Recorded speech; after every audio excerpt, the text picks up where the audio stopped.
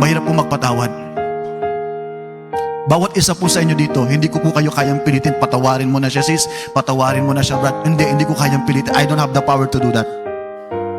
Pero ako po ay naniniwala, if you are just going to surrender your life to the Lord, kahit yung mahirap na bagay, kaya niyong gawin. Sa Bible, hindi ka magiging karapat-dapat kapag meron kang hinanakit sa buhay mo. Anong sabi ng Panginoon? Kung mag-o-offer ka daw ng something sa Panginoon, Lord, this is my offering. I want to give this to you. Ang sabi ng Panginoon, sa offering na ibibigay mo sa Kanya, hindi yan magiging katatanggap-tanggap kapag may hinanakit sa puso mo.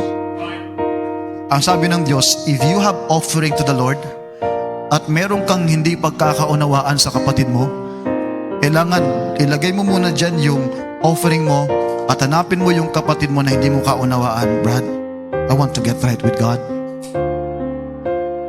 At gusto ko maging maayos sa relasyon natin. Ayoko ng kaaway. Kung nagkasala ko, patawarin mo ko. Kung meron ako nagawa sa iyo, patawarin mo ko. At kung may nagawa kang kasalanan, kahit di ka humingi ng tawad, pinapatawad na kita.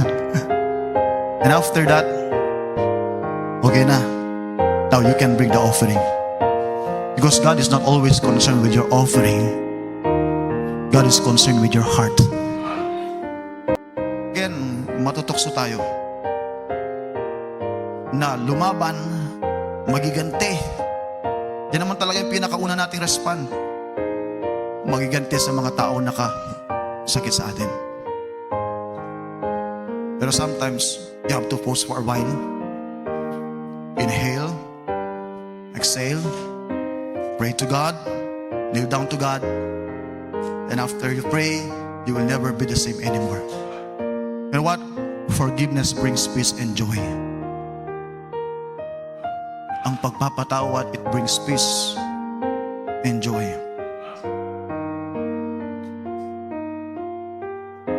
Pag ang tao di marunong magpatawad, sino pinapahirapan niya? Sarili niya. Sarili natin. Kaya nga po, ano ang sabi ng Panginoon? Yung mga tao nag-reject sa Kanya, yung mga taong nagpumako sa Kanya, yung mga tao na nag-alipusta sa Kanya, yung mga tao na pinagmumura siya, ano sabi ng Panginoon when He was in the cross? Ama, patawarin mo sila sapagkat hindi nila alam anong ginagawa. Father, forgive them. Ang tanong ko po, dapat ba tayong patawarin ng Diyos? No. Hindi tayo dapat patawarin ng Panginoon sa bigat, sa dami ng kasalanan ginagawa po natin. Pero salamat po, Lord, bagamat ganito ako, bagamat napakarami kong ginawang kasalanan, pinatawad mo ako. Ilang beses na kayo bumagsak, pero you are still here. Why? Because of the mercy and grace of God sa inyo.